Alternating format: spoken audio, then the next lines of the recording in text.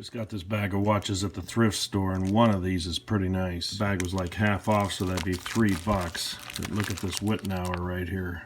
We'll dump all these watches out. All the other watches in the bag are kind of junk ones. But for $3, this is a real nice one. This is a WITTENAUER QWR, which would be the waterproof version. We'll pop off the back so you can see inside. You can see this movement is very high quality. I'll pop the back off this real cheap one so you can see the difference.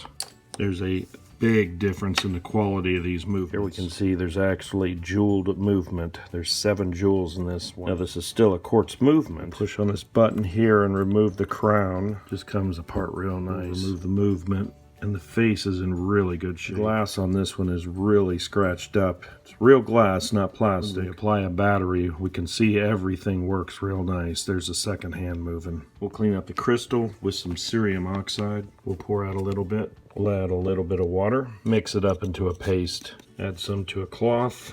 This is abrasive enough to cut the glass. We'll keep working it in. Getting scratches out of glass can be pretty tricky. I'll take out the deeper scratches on this 400 grit sandpaper with some water.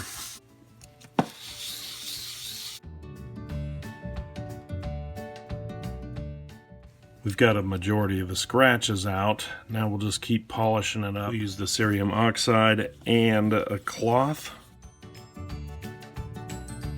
We've got everything all cleaned up, and a lot of those scratches are out. There's still a few.